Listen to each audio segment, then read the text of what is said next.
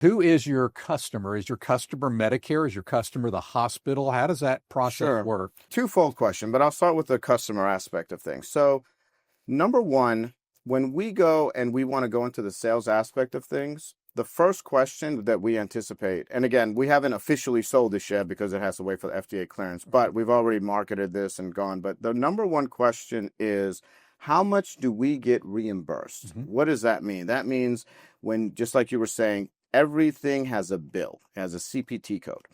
Well, if we want to get this thing paid for by reimbursement, we have to go through a plethora of tests and clinical trials and all this stuff. So then we can give that to Medicare. Then Medicare looks at it and says, this is worth X amount of dollars. So we're going to give you a code that says if they use the InSee, they can bill this, and we'll give them X amount for reimbursement. Well, that, my friend, takes about 5 years. Not really worth it right now. To get reimbursed, to have it qualify for reimbursement. The whole process, because again, no one has, this is a brand new device, it's patented, it's never been existed, so we have to start from scratch. And we have to prove by clinical trials that it does this, it prevents this, and it saves this, and then they look at it, they approve it, and that whole plethora takes years. What we do instead is we go up to them and say, look, every time you have a readmission for pneumonia, that's costing the hospital about $30,000 to $40,000 a patient. If they get even sicker, that's causing them ICU. So we're looking at $50,000, $60,000. And that's because the reimbursement rate has declined as a result of that readmission? No, that's because, again, if they left and they didn't have pneumonia and they come back within 30 days, that's considered hospital-acquired pneumonia, which is different than community-acquired pneumonia. So now that is a whole different world. Got it. That's when CMS can look back and say, well, it looks here that you had this guy come in and he just got discharged 2 weeks ago. Well, now he has pneumonia, so we don't know if we're going to pay for this bill. Well, the hospital has to eat that bill, whatever it is.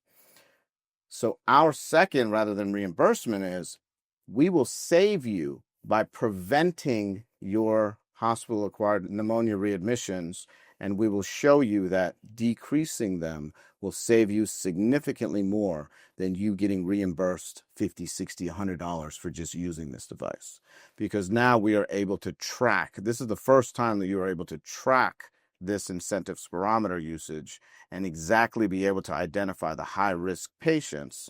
So if you got 10 patients out there and you know these two are the high risks, you now focus on them to prevent them from coming back in 30 days. So you don't get hit with a $30,000, $40,000 bill that you're going to have to eat. Does that make sense? Your charge, ideally, what you'd want is a piece of that $30,000 to $40,000, as opposed to a small reimbursement on the. Can you construct a mechanism to charge them based on that? Again, we're still working on this, but we have two aspects. So we have a SaaS model, subscription as a service.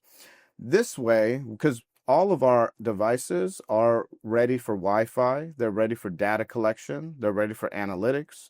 Once we create a database full of analytics, now you can actually use this to identify what the risk rate is for a patient that meets 60% of their goal over 2 days, and you plug it into an algorithm and it says this guy has a 66% chance of readmission. And so that is actually what we can sell, is our analytics and our data that we can give to them. The second option is just to straight up do one-time use and just basically make it to a point where it follows them. Now, to answer your question back to the consumer, hospitals are going to be the best ones for right now because they're the easiest ones to kind of attack, and you can utilize them and prove to them that this will help the patients. But now the patient gets sent to a nursing home or a rehab or a skilled nursing facility. Well, this now goes with him. Then they go home. Well, then now this now goes with them. So now you've created two separate markets that really no one had before, is that they go from the hospital to the rehab center to home, back to their primary care. And this whole ecosystem now is all one. Whereas before there was no ecosystem because no one knew how to track it. You're going to ask a 67-year-old dementia patient, Write down, did you use this? Yeah. Right. And so this SaaS model is great. Certainly from an M&A standpoint, the multiples, they start paying multiples of revenue instead of multiples of earnings when you get into SaaS. They love that recurring, being the private equity world, family office world. So who's subscribing? It would be the inpatient or the hospital. So the hospital as a whole. And the way this is where the SaaS model gets a very difficult, because now I'm going to split this up into twofold. You can either integrate it into their EMR, which is their electronic medical records, which is what the entire hospital uses. So again, ours, it's already ready for Wi-Fi, Bluetooth, and all that. We just have to turn it on. But you can incorporate the readings directly into the patient's chart. And doing that, however, that makes the hospital the consumer. The problem with that is that you are now looking at hundreds of thousands of dollars in cybersecurity now, because you now open up that aspect of malware. I don't even know all the terminologies, but you open up that system. The second way is you essentially create your own system. You say, here, this is our system, and they use that.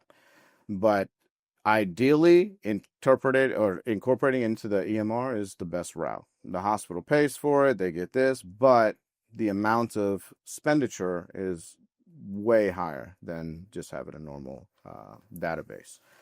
So that's to answer that question on that. The number one person is going to be the inpatient of the hospital or the actual hospital administration to prevent pneumonia.